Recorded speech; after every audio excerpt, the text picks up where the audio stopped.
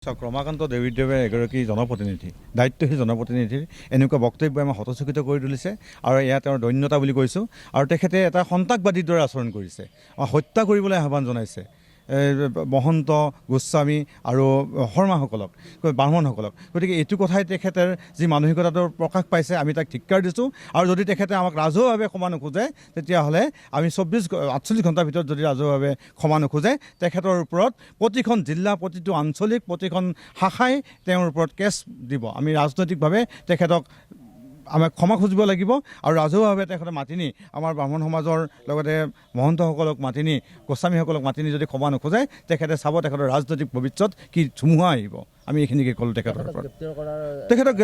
তেখেতে এগৰাকী যাক হত্যা কৰিবলৈ আহ্বান জনাইছে, তেখেতক সন্ত্ৰাসবাদী, আমি তাক সন্ত্ৰাসবাদী বুলি কৈছোঁ। ৰাজহুৱাভাৱে আহ্বান জনাইছে যে ব্ৰাহ্মণসকলক কাটি টুকুৰা টুকুৰি কৰিব লাগে। ক'ত আগবাঢ়িছে? এইখন যিটো কথা কৈছে এইটো ভয়ানক, অতি বিভৎস, অতি ভয়ানক, অতি ভয় লগা কথা কৈছে, যাৰ বাবে তেখেতক গ্ৰেপ্তাৰ নহয়, তেখেতক জেল হ'ব লাগে। গতিকে আমি ইমান আহ্বান জনাইছোঁ, ৰমাকান্ত দেউৰীদেৱে যদি তেখেতে ক্ষমা নোখোজে ৰাজহুৱাভাৱে, তেতিয়াহ'লে তেখেতৰ ওপৰত প্ৰতিখন জিলা, প্ৰতিটো আঞ্চলিকে তেওঁৰ ওপৰত কেছ কৰিব। আমি আইনৰ ব্যৱস্থা গ্ৰহণ কৰিম। গতিকে এয়া আমি মাননীয় মুখ্যমন্ত্ৰী মহোদয়ক, মাননীয় সৰ্বানন্দ সোণোৱাল দেৱক, তেখেতৰ দায়িত্বশীল বিধানসভাৰ দায়িত্বশীল বিধায়কে এনেকুৱা বক্তব্য প্ৰদান কৰিছে, অসমৰ জাতি, মাটি, ভাষা, সংস্কৃতি, সাহিত্য, সংস্কৃতি, জনজীৱনৰ প্ৰতি ভাবুকি কঢ়িয়াই আনিছে। গতিকে তেখেতৰ প্ৰতি আমি আহ্বান, মাননীয় মুখ্যমন্ত্ৰী মহোদয়ৰ প্ৰতি, যে তেখেতৰ বিধানসভাৰ সদস্যগৰাকীক তেখেতে কি ধৰণে শাস্তি প্ৰদান কৰে, ব্যৱস্থা প্ৰদান কৰে, তেখেতে কৰিব লাগে।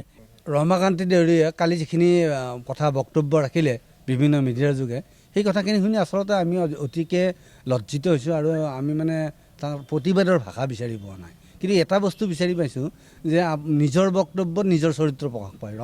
ৰমাকান্ত দেউৰীয়ে যিখিনি কথা ক'লে, গোসাঁই, ব্ৰাহ্মণ, মহন্তক কাটি টুকুৰা টুকুৰ কৰিব লাগে, তেওঁলোকৰ চৰিত্ৰতে এই গুণটো আছে। গতিকে এইটো মই তেওঁক আৰু বিশেষ গালি গালাজ পাৰিবলগীয়া বুলি ভাবা নাই, কাৰণ মানে সমানে সমানে কৰি কাজ, হাৰিলে জিকিলে নাই লাজ।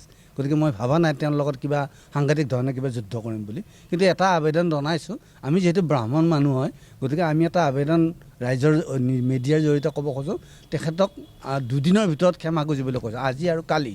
অহাকালিৰ ভিতৰত যদি তেওঁ ৰাজহুৱা স্থানত নোখোজে, তেতিয়াহ'লে আমি আমাৰ সাংগঠনিক ব্যৱস্থা আৰু আইনী ব্যৱস্থা যি ল'ব লাগে সেইটো ল'ব। আৰু দ্বিতীয়তে আমি চৰকাৰলৈ অনুৰোধ জনাইছোঁ, যিহেতু তেওঁ চৰকাৰৰ প্ৰতিনিধি, চৰকাৰৰ MLA হয়, পাৰ্টীৰ সদস্য হয়, আৰু এই পাৰ্টীত ভাৰতীয় জনতা পাৰ্টীৰ বৰ্তমান যিসকল মুধচত আছে, সেই গোটেইকেইজনে মহন্ত গোস্বামী আছে। আপোনালোকে জানে চাগে যে কেশৱ মহন্ত, প্ৰফুল্ল মহন্ত, হিমন্ত বিশ্ব শৰ্মা, সিদ্ধাৰ্থ ভট্টাচাৰ্য, আনকি RSSৰ যিজন বৰ্তমান চৰকাৰৰ লগত ওতঃপ্ৰোতভাৱে জড়িত হৈ আছে, তেখেত ফণী শৰ্মা, আৰু গোস্বামী, ৰূপন গোস্বামী আছে, মুখ্যমন্ত্ৰীৰ মিডিয়া উপদেষ্টা হৃষিকেশ গোস্বামী আছে, বিধানসভাৰ অধ্যক্ষ হিতেন্দ্ৰ নাথ গোস্বামী আছে।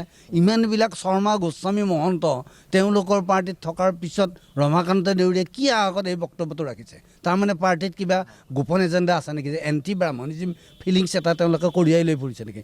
আমি এই কথাটোহে বিচাৰিছোঁ, চৰকাৰৰ পৰা আমি এটা স্পষ্টীকৰণ বিচাৰিছোঁ যে তেওঁলোকৰ বৰ্তমান চৰকাৰ, আমি নাভাবোঁ, আছে বুলি ভবা নাই, কিন্তু ৰমাকান্ত দেউৰী কালিৰ বক্তব্যই আমাক ভাবিবলৈ বাধ্য কৰাইছে যে চৰকাৰীভাৱেও ব্ৰাহ্মণসকলক দেখিব নোৱাৰা মানুহ জড়িত হৈ আছে।